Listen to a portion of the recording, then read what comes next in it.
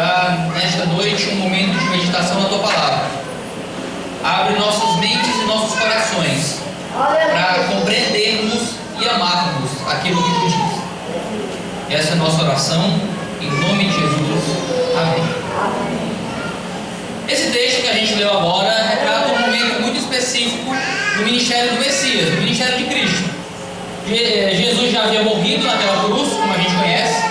Ele já havia então ressuscitado ao terceiro dia, já havia passado um bom tempo com seus discípulos, e aqui ele está perto de já ascender novamente aos céus. Jesus instrui os seus discípulos a encontrá-lo em uma montanha, em um monte na Galileia. Seus discípulos o obedecem, vão nesse monte, Jesus aparece. Alguns daqueles que lá estão adoram a Cristo, creem na ressurreição do Messias, outros duvidam, outros não creem que o Filho de Deus realmente retornou dos mortos. Jesus então se aproxima dos seus discípulos e traz aquela famosa mensagem, aquele famoso mandamento da grande comissão, o famoso ide, para irmos pelo mundo, a fim de pregarmos o Evangelho.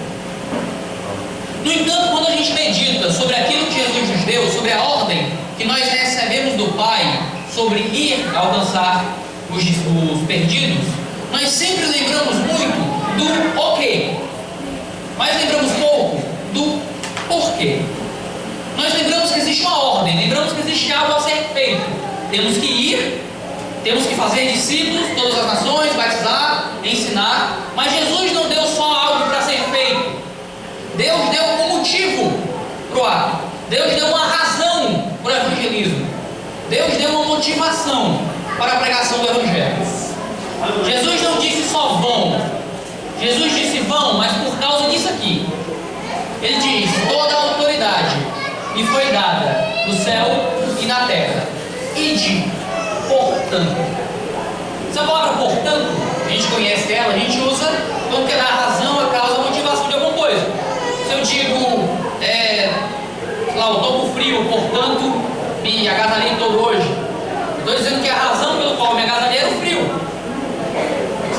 Quando eu digo estou com sede, portanto bebi água, estou querendo dizer que o motivo pelo qual bebi água era porque a garganta estava seca. Quando Jesus olha para o seu povo, olha para a sua igreja, quando Jesus olha para você hoje e diz: toda a autoridade me foi dada no céu e na terra, portanto, ide. Ele está dizendo que você vai por um motivo. Ele está dizendo que você vai por uma razão. Ele está dizendo que o motivo pelo qual você sai de casa para falar de Jesus para as pessoas é porque Jesus tem autoridade sobre céus e terra. O motivo pelo qual a gente se preocupa com conferências missionárias, o motivo pelo qual a gente se preocupa em levar a mensagem da salvação àqueles que ainda não conhecem Jesus, não é outra coisa senão o poder e a autoridade e a soberania de Cristo sobre todas as nações, sobre todos os povos. Nós não temos um Deus fraco, nós não temos um Deus que não tem poder. Claro que quando Deus se fez carne, nesse grande mistério da encarnação, que os grandes filósofos, os grandes teólogos nunca entenderão por completo, Deus se fez homem, e aquele que é onipotente se encontra ali limitado, e aquele que tinha todo o poder e toda a autoridade agora é homem, de dores, fraco em determinados momentos.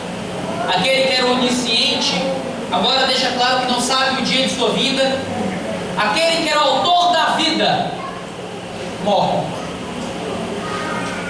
Quando Jesus veio à terra, a gente pode ler em Filipenses 2, ele não desejou por usurpação ser igual a Deus, mas se humilhou, agora seguindo forma de servo.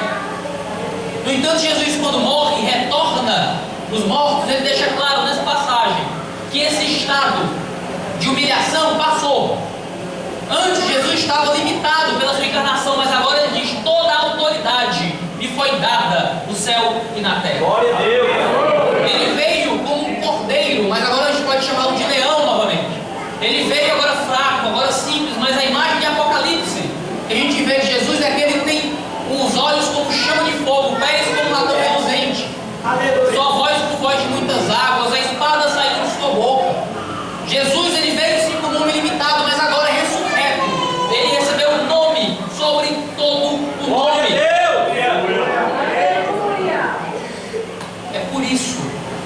Pai. É por isso que a gente prega o Evangelho. É por isso que a gente evangeliza. Geralmente a gente reclama e a gente acha estranho que não são muitos irmãos que querem se envolver com a obra de evangelismo. A gente se incomoda porque não são tantos irmãos que têm o coração ardendo pela obra missionária. Às vezes vem um punhado ou outro de irmãos que já evangelismo estão marcados. Às vezes um ou outro irmão tem coragem de botar a mão no bolso mesmo e às vezes de modo sacrificial ofertar para a obra missionária. Às vezes a gente faz eventos do poder, da prosperidade, da bênção e a igreja lota. Mas a gente faz um evento sobre missões e não vem tanta gente. E a gente se sente triste porque por que o pessoal não quer saber de missões? Por que o pessoal não quer saber de evangelismo? Por que às vezes a gente tem que ficar batendo na mesma tecla para alguém ter coragem de entregar o evangelho? Às vezes a gente vê isso na nossa própria vida pessoal. Às vezes falta coragem de falar de Jesus para as pessoas. Às vezes falta coragem de falar de Cristo para o pessoal da faculdade, para o pessoal da escola, para o pessoal do trabalho, para o pessoal da família. Às vezes, sabe, tem um evangelismo, eu podia ir evangelizar, mas eu estou cansado, eu trabalhei tanto, eu estudei tanto, tenho que acordar cedo amanhã, o Facebook é tão legal. E a gente vai cada vez mais se adaptando a uma vida de preguiça, uma vida sem missões, uma vida de mornidão. Sabe, o próprio Cristo nos deu a receita, o próprio Cristo nos deu o meio, o próprio Jesus nos deu a fórmula, a ferramenta para vencermos a desmotivação. O próprio Jesus nos deu a ferramenta para vencermos nossa preguiça. O próprio Jesus deu a ferramenta para vencermos o medo do evangelismo. Toda a autoridade me foi dada no céu e na terra. Por isso, vão. É quando nós compreendermos mais profundamente quem Jesus é e o que Jesus fez, e a autoridade, o poder e a soberania que Ele possui, que o nosso coração vai se envolver de tal forma que ninguém mais vai ter que mandar a gente evangelizar. É só quando a gente internalizar quem Jesus é, que a pregação do Evangelho vai fluir das nossas bocas. Essa é a motivação, essa é a razão. Você quer vencer a preguiça? Conheça Jesus. Você quer vencer o medo? Conheça a autoridade de Cristo. Você quer vencer a mornidão? Você quer vencer o cansaço? Você quer vencer a sua timidez? Abra a sua Bíblia e se debruce sobre quem Jesus é. Aleluia. Que isso, meus amigos, vai mover você de tal forma que ninguém mais vai ter que mandar você evangelizar. O pessoal vai ficar de saco cheio desse cara que não para de falar do nome de Jesus o tempo todo. Sabe quando você assiste aquele filme que você acha, sabe, que move você?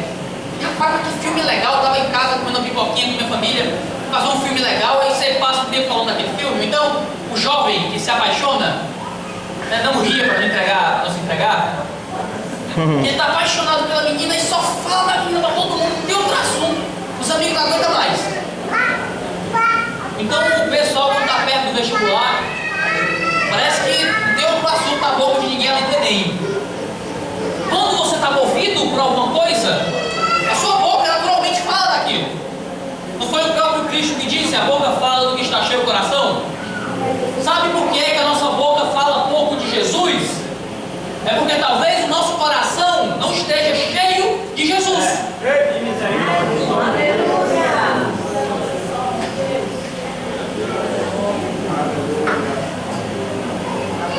Sabe quando é que seu coração vai estar cheio de uma compreensão profunda da autoridade de Jesus?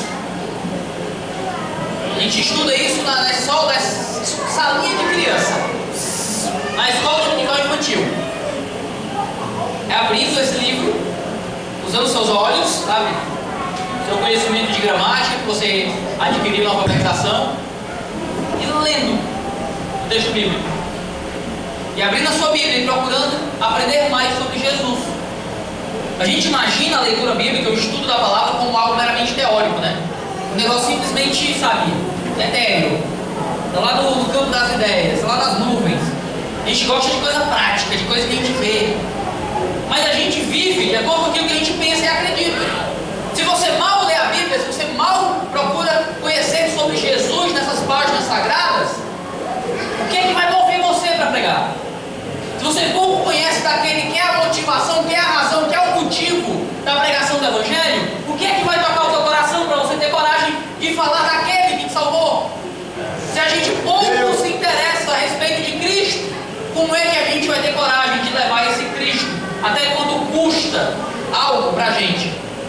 quando custa nosso tempo, quando custa nosso dinheiro, quando custa nosso conforto, talvez quando custa nossa segurança, talvez quando custa nossa saúde. Isso só pode ser transformado em nossas vidas quando a gente se debruça sobre quem é a pessoa de Jesus. Toda a autoridade me foi dada no céu e na terra, e é por isso que vocês vão. Você quer ir? Você quer ter força para ir pregar o Evangelho? Talvez no seu quarteirão, talvez no Vietnã. Conheça a autoridade de Jesus. Tem um teólogo americano chamado John Piper, e ele diz uma coisa muito interessante. Ele diz que se a igreja quer ter casamentos fortes, ela precisa passar mais tempo meditando sobre Jesus do que sobre casamentos. Porque Jesus é a base de todo bom casamento. E eu penso nisso e aplico isso também na ideia de missões, sabe?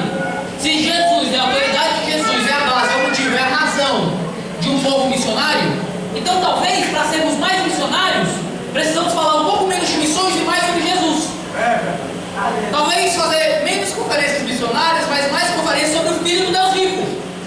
Para a gente se reunir para perguntar quem é esse Deus, quem é esse Jesus, o que é que ele fez, o que é que ele é.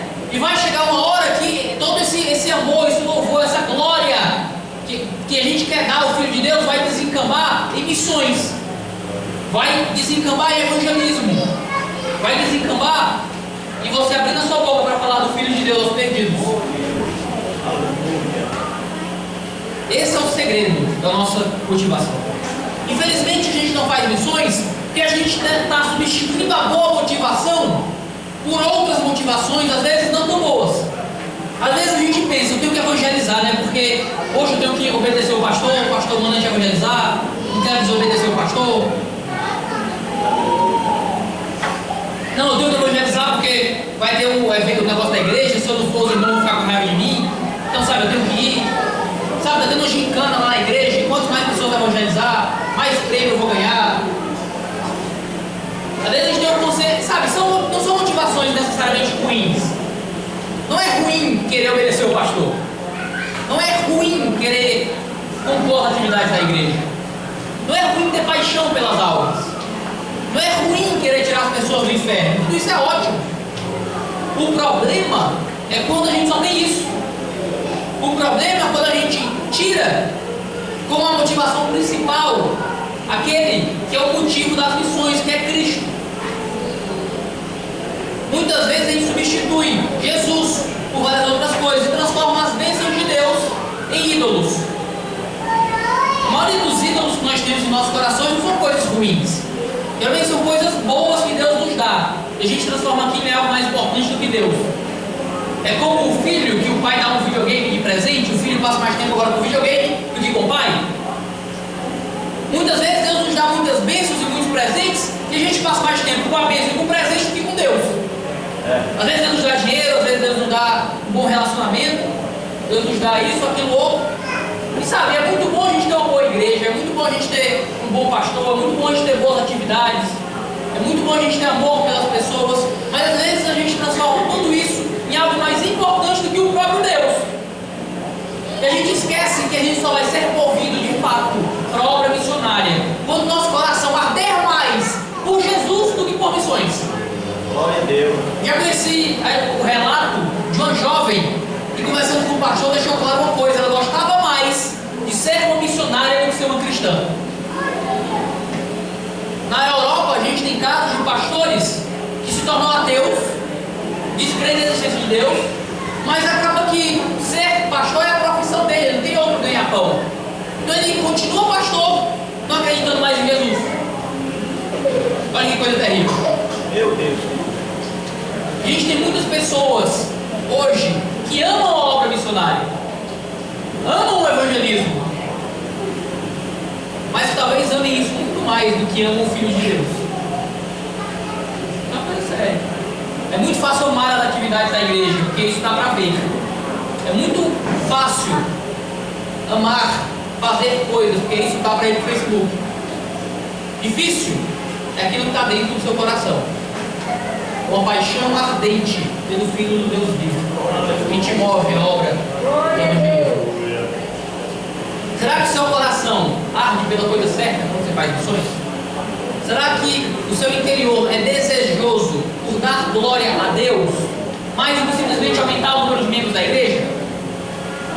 Será que o motivo pelo qual a gente prega, faz missões, faz conferências missionárias e faz eventos de evangelismo é para que Jesus receba a glória que ele merece, mais do que ter mais igrejas no campo?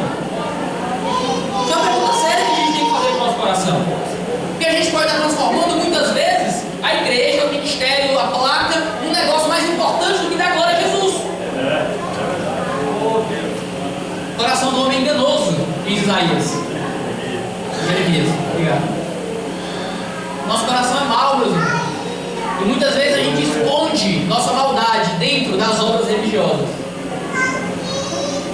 Jesus nos deu o motivo, Jesus nos deu a razão, Jesus nos deu o porquê. Você quer evangelizar? Conheça esse porquê que é Cristo. Você está evangelizando? Olhe para o seu coração, escura se você tem a motivação e a razão certa. Tem um escritor muito antigo, ele dizia uma coisa muito interessante. Ele dizia que nossas motivações são parecidas com uma caixa d'água. Vocês já viram, sabe como é que é uma caixa d'água, né? Esse dia de chuva, quem tem caixa d'água está sofrendo, porque a água fica congelada quase. Quando tomar banho de manhã já é pedir misericórdia ao Senhor. A água desce, né, matando, fria. Mas você vai construir uma caixa d'água na sua casa, como é que você faz? Você vai no seu quintal, cava um buraco, bota a caixa d'água lá embaixo, assim, né? Não, né? E alguém já ficou assim, assustado ali atrás. Fala, Deus, a casa está errada. Mas não, você não cava um buraco e põe a caixa d'água lá embaixo. Você põe a caixa d'água onde? A parte mais alta, por quê? E você coloca lá embaixo, a água não consegue subir, né, pro cano. Porque a água nunca consegue ir mais alto do que sua fonte. O fato das coisas que a gente faz serem boas ou erradas nunca pode ir mais alto do que aquilo que motiva. Se sua motivação é alta, é boa, é elevada, o seu ato pode ser bom. Se sua motivação é baixa, se sua motivação não é boa, não é correta, aquela coisa que você faz se torna má por isso. Deixa eu dar alguns exemplos. Dar esmolas é uma coisa boa? É uma coisa correta. A Bíblia diz para sermos generosos para com os pobres. Mas Jesus olha para os fariseus e diz: olha, vocês forem dar esmolas, não fiquem fazendo isso para que toquem trombetas, para que os homens vejam a justiça de vocês. Os fariseus faziam algo bom nas esmolas, mas faziam por motivos maus. E Deus repreende aquilo. Orar é uma coisa boa? Obviamente. Mas Jesus olha para os fariseus e diz: olha, vocês estão orando, mas estão orando em pé, nas esquinas, para serem vistos pelos homens. Os fariseus estavam fazendo uma coisa que é boa, estavam orando, mas com motivos ruins, e Deus condena isso. Vocês estão fazendo missões? Tomara que sim, se estiverem é uma coisa boa. Mas por que vocês estão fazendo missões? E essa é a grande razão que a gente tem que parar, meditar, fazer como Paulo diz aos Coríntios, analisar a nós mesmos. Percebemos que não transformamos missões, atividades da igreja num ídolo mais importante do que a glória de Deus. Aleluia, aleluia. Temos um porquê, mas também temos um o quê. Jesus nos dá um motivo, mas ele dá o motivo de algo. Ele diz: toda a autoridade me foi dada no céu e na terra, ide. Existe um mandamento: ide, vão. E aqui é engraçado, porque são 3 palavrinhas no nosso português, mas é uma coisa que quando você compreende a teologia bíblica das missões, o modo como missões se desenvolveu ao longo da vida, da Escritura, Jesus está dizendo um negócio arrasador. Jesus está dizendo um negócio extremamente polêmico aqui, para quem estava ouvindo naquela hora. Porque se você olhar para o Antigo Testamento, não existe um ide no Antigo Testamento. Em nenhum momento Deus, Jeová, chegou para Israel e disse: olha, vão às nações. Você não encontra isso. Você encontra talvez uma exceção, que é Jonas, mas aquilo ali era mais uma mensagem de Deus tentando tratar com o pecado de Israel do que com Nínive propriamente dito. Se você reparar no livro, você vê isso. Existem muitas profecias sobre os gentios, mas Deus não mandou Israel ir às nações. Sabe o que é que Deus fazia com Israel para alcançar as nações?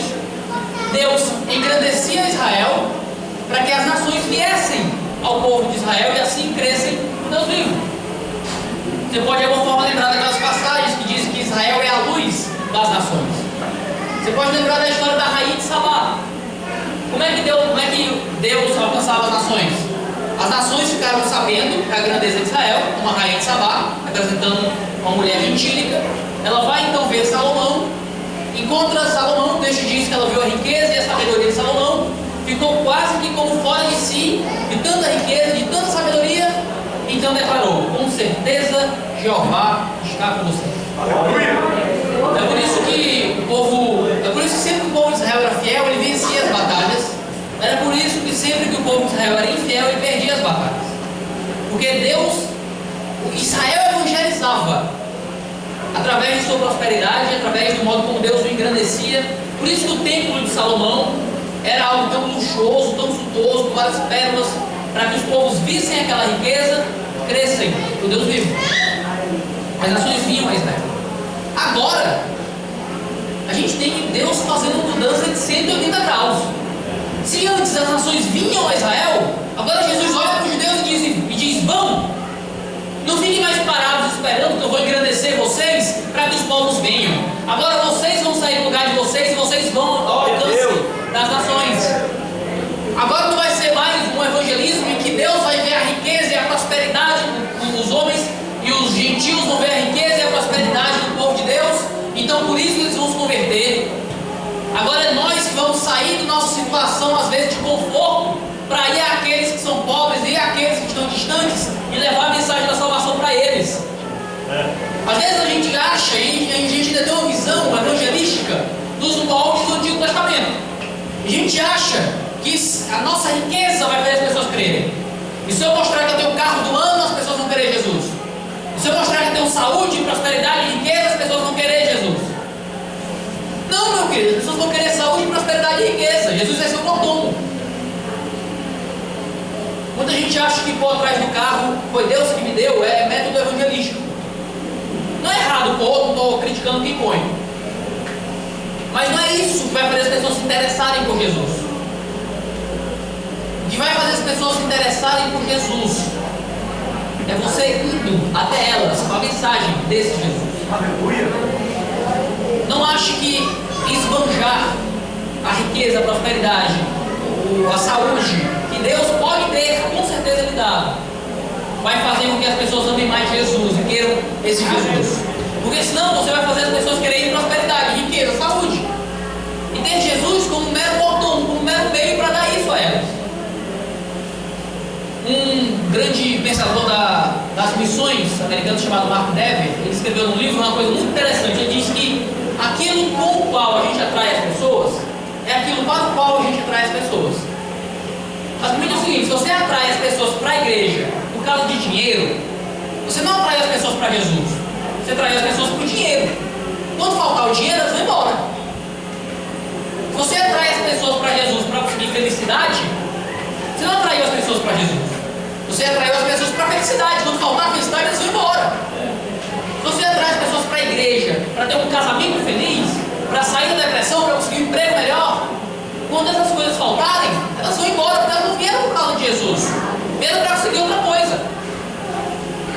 Se nós vamos às pessoas com a mensagem do Evangelho, se nós vamos às pessoas com a mensagem da salvação, se nós vamos às pessoas falando que só há um Deus que salva, meus irmãos, isso eles vão encontrar, com certeza.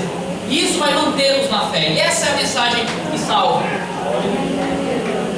Às vezes a gente esquece que a ordem é ide, e a gente se confunde e acha que a mensagem é traga.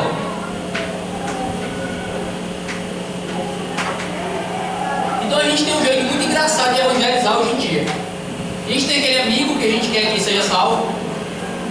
A gente tem aqueles parentes que a gente espera que venham à fé. Aquele vizinho ímpio, mas que a gente acha que ele poderia realmente crer na mensagem de Jesus Cristo. Então o que é que a gente faz? A gente ora um pouco, a gente toma coragem, a gente espera ter um evento especial na igreja, então a gente bate lá na porta dele, toca a campainha, então encontra em algum lugar, a gente chega diante dele, conversa um besteirinho ou outro, mas a gente toma coragem, olha no fundo dos olhos dele e faz e traz aquela poderosa mensagem: bota no cu. Aí a pessoa às vezes aceita, às vezes não aceita. Aí a gente consegue trazer ela para a igreja, vem no caminho, vai sendo que é bobagem. Aí traz ela para a igreja e começa a orar: ô Deus que a mensagem seja evangelística. E se não for, a gente fica com raiva do pastor. Pastor, doutrina no domingo, pastor. Onde é que se viu? A gente acha que a mensagem do evangelho é trazer pessoas para cá. A gente acha que a mensagem da grande comissão é, consiga trazer o máximo de gente que você puder para dentro do prédio aqui, para o pastor evangelizar. Mas a mensagem não é tragam, não é reúno, não é vão. Sabe qual é o principal campo missionário, meu querido? Não é aqui dentro, não é lá fora. É você, com a mensagem que te salvou, levando essa mensagem para quem está à tua volta. Os principais missionários da igreja são vocês. Os principais evangelistas da igreja não é quem tem cargo, não, é você. É você, como povo de Deus, indo e levando a mensagem da salvação. A quem está lá, é na hora do almoço, é na hora do trabalho, é no intervalo da aula, é enquanto assiste o filme, é no carro, é lavando a louça, é aí que você tem a oportunidade de ser um missionário, de ser um evangelista. Ide, meu querido, vá, saia da sua rotina, saia da sua rotina e vá para a praça, vá para a esquina. A gente às vezes passa tanto tempo brigando para ter um microfone na mão da igreja e fica orando, desejando a oportunidade de pregar, porque quer tanto pregar. Meu querido, tem muita esquina vazia. Faça dela seu público. Você não sonha em ser um pregador, vai para a esquina. Porque senão você não ama então pregar. Você ama um microfone, você ama um púlpito, você ama estar na frente das pessoas com gente te vendo. Talvez seja isso que você ama. Você ama pregar, você ama levar a mensagem do evangelho, a esquina está vazia. As praças estão vazias, os ônibus estão vazios. Glória a Deus. Vá lá. E garanto que quem vai sair mais edificado é você. Está acabando a perda do microfone para isso. Está acabando a perda do microfone. Toda a autoridade me foi dada no céu e na terra. Ide, portanto, e fazei discípulos. Nós vamos, mas nós vamos com um motivo. Nós vamos, mas nós vamos com uma razão. Nós vamos fazer discípulos de Jesus. Glória a Deus. Isso é uma coisa importante, meus queridos, porque muitas vezes a gente acha que a gente vai simplesmente fazer assembleianos. A gente vai fazer novos membros da igreja. A gente vai fazer pessoas que levantam a mão. Mas a ideia é fazer algo muito específico, um discípulo. A linguagem bíblica para discípulo traz a ideia de alguém que está no relacionamento de pupilo e mestre. Alguém que tem um mestre que lhe ensina e esse discípulo, esse pupilo aprende deste mestre. Nós estamos indo ao mundo fazer com que as pessoas tenham Jesus como mestre de suas vidas. E talvez a pessoa não venha para a sua igreja, talvez ela mora muito longe, talvez ela vá congregar em outra denominação, ai meu Deus do céu. Continua sendo uma obra de missões. Às vezes a pessoa levanta a mão e não sabe nem o que está fazendo. Às vezes a gente consegue trazer uma pessoa para a igreja, a gente convence ela a levantar a mão e vir para frente. Sabe quando eu levantei a mão e fui para frente na igreja? Há uns 7 anos atrás, não fazia a menor ideia do que eu estava fazendo. Eu estava na igreja e o pastor perguntou: quem quer Jesus? Eu levantei a mão. Quando eu vi que era só eu, eu perguntei: fala de Deus, só eu nessa igreja que quer Jesus? Um monte de crente aqui, ninguém quer Jesus não. Eu estou onde? Estou no mesquita islâmica, é o quê?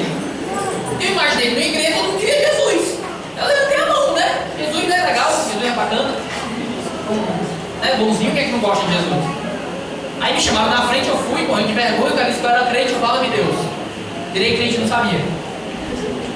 E graças a Deus, apesar disto, Deus me manteve na fé. Continuei crendo em Cristo. Mas muitas vezes a gente acha que fazer alguém levantar a mão, pronto, cumprir a mensagem da grande comissão. A gente ouviu, eu recebi o papel aqui do irmão que falou ontem foi sobre o discipulado, que 95%, esse é o dado certo, né? Os que de sexta-feira, os que entram acabam saindo, e realmente existe uma falta de consolidação na fé. Mas sabe, um motivo também pelo qual tanta pessoa sai, é porque a gente acha que entrou quem não entrou. A gente acha que o cara realmente creu em Cristo, mas nunca mais voltou para a igreja depois do culto levantou a mão. Então o cara não sabia o que estava fazendo. Temos que ser claros, temos que ser objetivos, temos que entender qual é a mensagem da grande comissão. Temos que chegar aos homens, não só dizer: olha, vira crente. Temos que dizer: aceite Jesus Cristo como Senhor, como Mestre, que agora vai reger cada ato vida. E que agora você vai acreditar nesse Jesus e crer naquilo que ele diz e obedecer aos mandamentos dele. Muitas vezes a gente tem pessoas que não obedecem a Jesus, se achando discípulos dele. Pensa aí na sua vida. Pensa no modo como você vive. Jesus é o seu mestre? Jesus é o seu Senhor? Você obedece a Jesus? Porque nenhum discípulo vive em desobediência ao seu mestre. Nenhum pupilo, nenhum aluno vive em desobediência ao seu professor. Eu treino Muay Thai na semana à noite. Eu tenho um probleminha médico, o médico passou aeróbica para ver se eu fico melhor. Eu escolhi o Muay Thai, eu não tenho cara de que dá burro nos outros, mas a gente está lá brigando lá dentro toda noite, com a glória de Deus. E tem lá o mestre, tem o cara lá que é o cara que está na faixa muito acima lá da nossa, e ele diz: olha, tu vai fazer isso aqui. Meu irmão, se eu não fizer, ele vai me mandar embora do curso. Ele diz: você vai fazer isso aqui, se eu digo que não vou fazer, já, tudo bem, pega suas flores lá para casa. Porque você não está aqui para treinar. Se eu quero estar lá no tatame lá treinando, eu tenho que obedecer o que o chefe vai dizer. Se você diz que ama Jesus, meu bem, se você diz que é discípulo de Jesus, você tem que obedecer o que Jesus diz, senão vai para casa. Senão você não está aqui para treinar. Senão você está dizendo que não ama realmente esse Deus vivo. Você ama Jesus, você é discípulo de Jesus, obedece a Jesus. Ele mandou, faz. É isso que ele quer, então queira também. Estamos levando ao mundo uma mensagem de pessoas obedecerem a Jesus. A gente às vezes amansa demais a mensagem do evangelismo. Às vezes a gente amansa demais a mensagem da salvação. Às vezes a gente acha que a mensagem do evangelismo é só Jesus te ama. Não é Jesus te ama. Não é que Jesus te ama. No evangelismo meu placa de para-choque de caminhão. A gente tem uma frase, um jargão no máximo. A gente tem que trazer as pessoas a entender que você quer Jesus, meu querido? Pô, vai lhe custar tudo. Você quer Jesus? Então é o seguinte, você vai ter que negar a si mesmo, tomar a tua cruz e segui-lo. Você tem certeza que você quer isso? Você tem certeza que quer Jesus? Porque a gente tem medo de achar que a pessoa vai embora, a gente tem que convencer a pessoa. Às vezes a pessoa nem quer. Eu fui evangelizar uma vez na Santa Casa de Misericórdia com os amigos. A gente entrou no leito e tinha duas senhoras pegando na mão do rapaz, de um senhor, já bem debilitado na sua saúde, dizendo: olha, diga, eu aceito. Aí ele estava gemendo, dizendo que não queria. A senhora que eu acompanhava dizendo: não, ele não quer não. E a senhora repetindo: não, disse só, eu aceito, que a gente vai embora. Como se dizer eu aceito fosse algum tipo de password mágico, uma palavra mágica para ir para o céu. O que te leva para o céu não é dizer eu aceito. Deixa eu dizer uma coisa muito escandalosa para você: levantar a mão e vir aqui na frente não te salva. O que te salva é ter Jesus como Senhor, ter Jesus como mestre. A gente amansa demais a mensagem da salvação, achando que se a pessoa levantar a mão ela está salva. Quando Jesus vai trazer a mensagem do Evangelho em Mateus capítulo 16, até os apóstolos se escandalizaram. Jesus disse: olha, é necessário que eu vá a Jerusalém, e os sacerdotes, os escribas, vão me matar, vão morrer, e sofrer muito na mão deles. Pedro chega e Jesus: pelo amor de Deus, Jesus, não vai acontecer, não vou deixar não. Aí Jesus traz a mensagem: olha, você quer ser meu discípulo? Pois negue-se a si mesmo, tome a sua cruz e siga-me. Isso é uma mensagem de morte. É como se Jesus estivesse olhando para a gente dizendo: olha, eu tenho um plano maravilhoso para a sua vida, acabar com ela. É o plano maravilhoso que eu tenho para a sua existência. Vou te moer todo. Vou te fazer uma pessoa nova. A gente deveria ter uma mensagem um pouco mais séria, mais sóbria no nosso evangelismo, para deixar que a gente pode ludibriar as pessoas a vir à fé. A Bíblia diz que a gente tem que ensinar as pessoas a calcular o custo da vinda a Cristo. Quando Paulo evangeliza no livro de Atos, ele passa por algumas cidades, leva a mensagem do Evangelho, então ele volta para ver os efeitos da pregação, ver se alguém creu, e discipular os novos convertidos. E diz, Lucas registra que as primeiras palavras de Paulo aos novos convertidos foi a seguinte, abre aspas: parece que por muitas dores entremos no reino do céu. A primeira mensagem de Paulo aos novos convertidos é: você vai sofrer, meu chapa. E esse é o caminho da salvação. Será que isso parece ao menos um pouquinho com a nossa mensagem de salvação? Ou a gente só promete bênção, vitória, talvez vitória financeira, saúde, um casamento mais feliz? Jesus diz que filho ficará contra pai, que mulher ficará contra marido. Talvez vir para a fé vai te dar um casamento pior. Talvez vir para a fé vai fazer você perder o emprego. Talvez vir para a fé vai tirar você do seu conforto egoísta, vai fazer você perceber os próprios pecados e te deixar um pouquinho mais triste.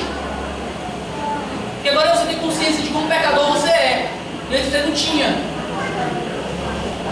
Mas eu lhe garanto, meu querido, vir para a fé lhe dá a vida eterna. Aleluia! Lhe dá o relacionamento com Deus vivo. Ide fazei discípulos.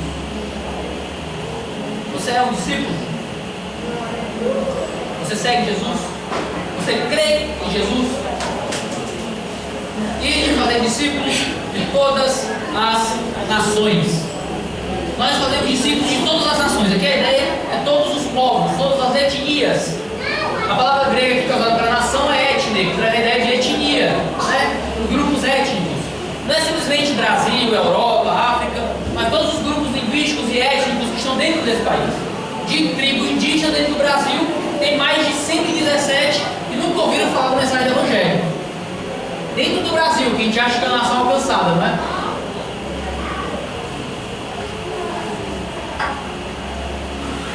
Isso é engraçado, ele diz todas as nações. Isso inclui as nações que estão perto, isso inclui as nações que estão longe. São todas. Isso inclui, meu querido, nações que estão distantes, longe pra caramba. E toda igreja local, se quer cumprir a grande comissão, precisa ir para longe. A gente precisa pensar na janela 1040, a gente pensa tanto nela, não é?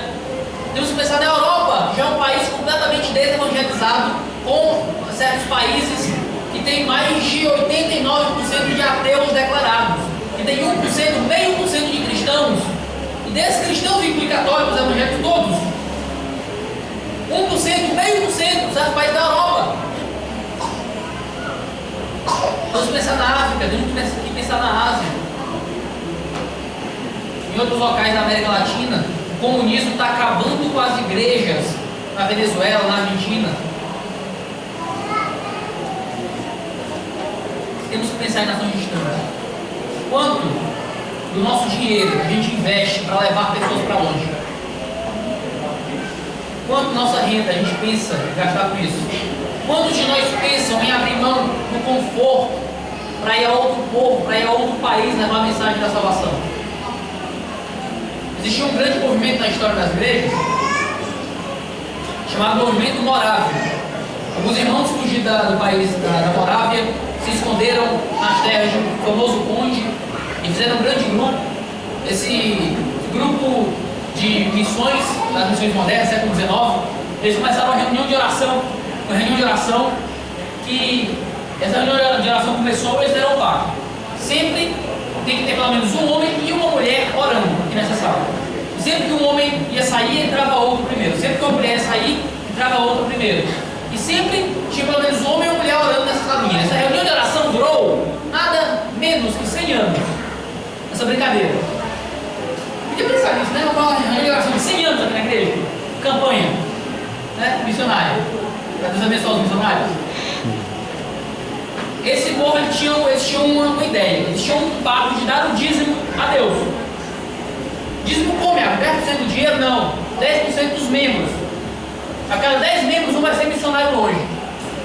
A cada 10 membros, um a gente vai sustentar aqui e vai mandar lá para o Zimbábue, para a África, para a Ásia. E a gente vai sustentar ele lá para pregar o Evangelho.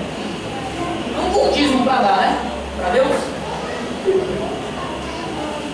Talvez não tenhamos como ir tanto assim, mas talvez tenhamos como investir o nosso dinheiro em algum missionário que está longe, em alguém que pode ir. Você não pode ir, leve alguém, envie alguém. Você não pode descer no poço, segure a corda para quem está descendo. Mas mesmo assim você vai ter que ter cicatrizes na mão. Não é dar 5 pau, ganhando muito mais do que isso, e achar que cumpriu o seu compromisso com Deus, seu mandato missionário. É segurar a corda mesmo, é fazer força, meu querido. Às vezes doer, ficar com cicatriz na mão, alguma sequela, para ajudar quem precisa. E está lá levando o Evangelho. Tanta gente, às vezes, dá o trízimo para conseguir mais em dinheiro para certos profetas aí, motivados por ganância. Por que a gente, motivado pela glória de Cristo, não pode dar algo do nosso dinheiro a mais para aqueles que estão indo levar a mensagem da salvação? São distantes. Missionários passando dificuldade, meu amigo, tem aos quilos. Aos quilos. Ainda mais agora, que o dólar está a R$3. 3,05, olhei antes de vir para cá. Quase R$3,01. Os missionários que estão fora do país recebem do real convertido para dólar, estão com o dinheiro diminuindo. A renda dos caras está quase na metade. E eles vão ver o quê? Vão voltar para o Brasil, deixar o campo lá? A gente tem que ofertar mais e se sacrificar mais por esses que estão lá, no campo de batalha, na frente do combate, levando a mensagem da salvação a nações distantes. Todas as nações, inclui nações distantes, inclui nações próximas, inclui seu bairro, inclui seu quarteirão. É cumprir a grande comissão, levando a mensagem do Evangelho na sua escola. Isso é engraçado, porque se eu posso cumprir a obra da grande comissão, a obra missionária, no meu bairro, na esquina da minha casa, então, choque-se, você já é um missionário em campo. Você já é um missionário no campo missionário. A pergunta é, você é um bom ou um mau missionário? Sua agência deveria me demitir ou não? Eu ouço muitos jovens me dizendo, olha, eu não evangelizo muito não, porque em oração eu tive uma visão, veio um anjo do céu com uma espada de fogo e me disse que o meu local para evangelizar é lá na África, lá na Nigéria. E o meu chamado é para a Nigéria, então eu oro muito pela Nigéria, eu estudo sobre a Nigéria. Mas você evangeliza seus vizinhos? Não, porque meu chamado é a Nigéria. Eu digo, meu querido, ninguém na Nigéria precisa de você. Enquanto você não fizer o seu bairro, o seu campo de treinamento.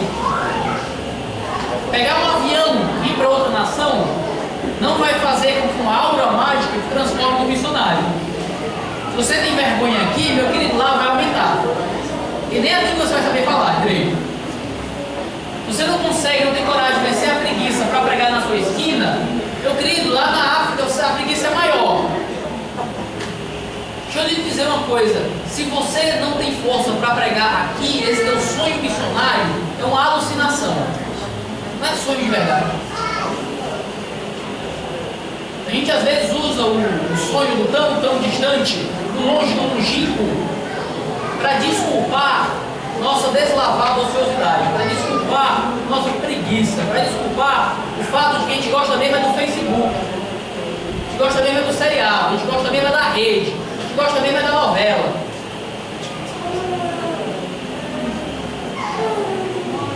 A gente usa o sonho missionário. É muito fácil dizer que ama missões, meu querido. É muito fácil dizer que ama evangelismo. É fácil. São 3 palavrinhas. 3 só. Falar para pouquinho. Você deixou a boca sair. Falou. Difícil é ser missionário. Difícil é ser evangelista. Difícil é vencer a vergonha, subir na frente de um ônibus e falar de Jesus. Difícil é vencer a vergonha, é fazer um grupo de evangelismo na escola. Difícil é vencer a vergonha e evangelizar de forma um pouco mais inteligente do que entregar um folheto e sair correndo. O máximo que às vezes que a gente consegue fazer é pegar, comprar um centro de folheto, sair, entrega o folheto, nem olha na cara da pessoa e vai embora. Que o folheto evangelize. Se a gente tiver sorte. A gente tem que ter mais coragem, mais força, de abrir a nossa boca, olhar para as pessoas e dizer a mensagem da salvação. Aleluia! Ide fazer discípulos de todas as nações, batizando-os em nome do Pai, e do Filho e do Espírito Santo. Aqui é uma questão meio doutrinária, mais profunda, digamos assim, depende mais de igreja para igreja, eu não vou tocar muito nisso. Mas eu acho engraçado que a mensagem que o batismo faz parte da obra missionária. O batismo faz parte da grande comissão. Ide batizando-os.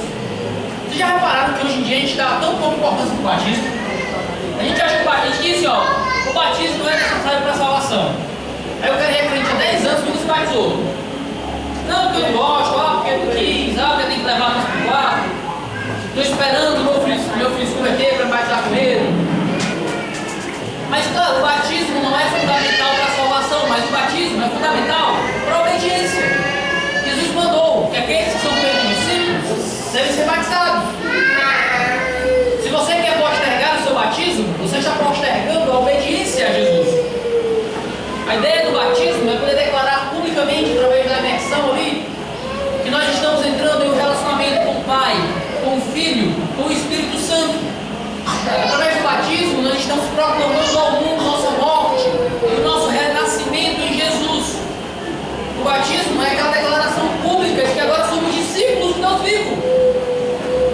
É importante que aqueles que se fazem discípulos amem e anseiem pelo batismo, e queiram vir ao batismo, e queiram ser batizados. Porque Deus dá importância do batismo. Deus colocou o batismo aqui. É importante que aqueles que evangelizam, e esse é um ponto polêmico, aqueles que evangelizam falem do batismo. Aqueles que evangelizam levem a mensagem do batismo. Eu acho muito legal quando o Filipe vai evangelizar o Eunuco, diz o caminho, ele é transladado, está lá com o Eunuco está lendo o livro de Isaías. Filipe então perguntou: tu vai entender dele o que tu está lendo? Filipe diz: olha, como é que eu vou entender se ninguém me explica? Isaías aqui está falando sobre ele próprio, está falando do Messias, está falando de quem? O texto diz que Filipe explicou e disse que o Eunuco perguntou: o que é que falta para ser batizado? E eu li essa história e penso: macho, onde é que o batismo tem a ver com isso aqui? Então o cara está explicando o livro de Isaías e o outro pergunta quando é que pode ser batizado. Ora, Filipe, como evangelista, colocou um convite ao batismo na explicação do livro de Isaías. Porque o batismo era algo importante para a igreja primitiva. Hoje a gente fala de tem que ter o curso de batismo, tem o tempo e tudo mais, é uma prática bem moderna. Naquela época, 5.000 pessoas se converteram em Atos 2, no mesmo dia 5.000 homens batizados. O carcereiro creu, no dia seguinte ele e a casa dele batizada. Existia um senso maior de urgência. Não estou dizendo que tem que sair batizando adoidado, pessoal, mas a gente tem que ter um senso maior de urgência, sabe? Conheci uma igreja que proibiu uma mulher, uma moça de se batizar porque ela esqueceu o texto por quadro, cadastro. Sabe, esse tipo de exagero é complicado, sabe? A gente tem que ter um senso maior de urgência. A pessoa crê em Cristo, vamos logo ensinar sobre a fé, vamos logo colocar no grupo de batismo. Às vezes tem uma sala de batismo por ano, um batismo de todo mundo por ano. Talvez a gente pudesse pensar métodos criativos e inteligentes de poder termos um senso de urgência maior nisso, sabe? Atestar a fé da pessoa com precisão, ver se ela entendeu realmente o Evangelho, ensinar aquilo que é necessário para ela, termos um pouco mais de urgência no batizar as pessoas, em poder trazer essa declaração pública, esse ato, esse rito, essa cerimônia de deixar claro ao mundo que agora nós morremos e renascemos em nome do Pai, do Filho e do Espírito Santo. Batizando-os em nome do Pai, do Filho e do Espírito Santo, ensinando-os a guardar todas as coisas que nos tenho ordenado. Deixa eu dizer uma coisa chocante: o ensino faz parte do evangelismo. Ensinar as pessoas sobre aquilo que Jesus ordenou faz parte da grande comissão. Aquilo que o pastor faz todo domingo aqui na frente de vocês é missões. Ensiná-los a guardar todas as coisas que Cristo ordenou. Às vezes a gente acha que, eu vejo pessoas dizendo isso, né? A gente às vezes gasta tanto dinheiro com conferência, ia gastar com evangelismo. Às vezes a gente investe tanto tempo com essa teologia aí, de ficar aprendendo a teologia, gosta de livro, negócio de ficar brigando sobre essa coisa de teólogo. A gente tinha que estar evangelizando. Eu entendo que às vezes a gente perde nosso tempo com muitas bobagens, mas estudar a palavra de Deus, mas ler livros que explicam sobre a Escritura, compreender às vezes talvez temas um pouco polêmicos da fé, faz parte da obra da grande comissão. É aprendermos aquilo que Cristo nos ordenou, é compreendermos aquilo para que cresçamos na fé e compreendamos a natureza da salvação. Teologia, estudo, ler a Bíblia, ouvir uma pregação doutrinária, ouvir uma exposição do texto bíblico faz parte da obra de missões. Não é só o nascimento, é o crescimento. Não é só tirar o bebê da barriga, mas é fazer ele amadurecer com saúde. A consolidação do discipulado é missões também. O culto de doutrina, a escola dominical é grande comissão na sua vida. é a obra da grande comissão continuando em nós. Engraçado que ele diz, ó, ensinando-os a guardar. Ele diz, ó, não é ensinando-os, que Cristo ordenou, ensinando-os a guardar. É um ensino para a prática, é um ensino para a obediência. As pessoas têm que ser ensinadas a obedecer. Obedecer tudo que Cristo ordenou, tudo. A gente não escolhe as partes da mensagem do Evangelho que são mais agradáveis. A gente não escolhe aquilo que é melhorzinho. A gente não escolhe aquilo que a gente acha que as pessoas vão aceitar mais. A gente não escolhe aquilo que, não, eu acho que se eu falar desse pecado agora, ela não vai gostar muito, ela vai se sentir ofendida. Tudo que Cristo ordenou, tudo. A gente não amacia, a gente não escolhe, a gente não inventa. A gente não inventa. Porque é ensinando tudo que Cristo ordenou. A mensagem não é nossa. A gente não escolhe o que vai dizer. A gente ensina, a gente diz o que Cristo ordenou. A gente diz o que Cristo já disse. A gente diz o que já está escrito. A gente ensina o que Cristo falou. E eu não sei evangelizar. Está aqui o manual, querida, é só ler. E eu não sei o que dizer. Está aqui escrito, querido, só repita. É o que Cristo ordenou. Ensinando-os a guardar todas as coisas que nos tem ordenado, e eis que eu estou convosco todos os dias, até a consumação do século. Aleluia. O texto começa com Jesus, o texto termina com Jesus.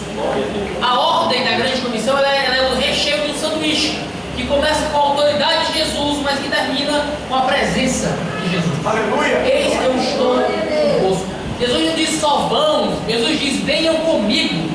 Aleluia. Jesus não diz, ó, vão lá e se vira. Jesus diz, eu estou indo em resgate das nações. Quer vir comigo? Jesus está dizendo, vocês não estão indo sozinhos, meu chapa, eu estou indo com vocês. Eu estou lá com vocês. Ir a campo missionário não é só ir em resgate dos perdidos, é ir em encontro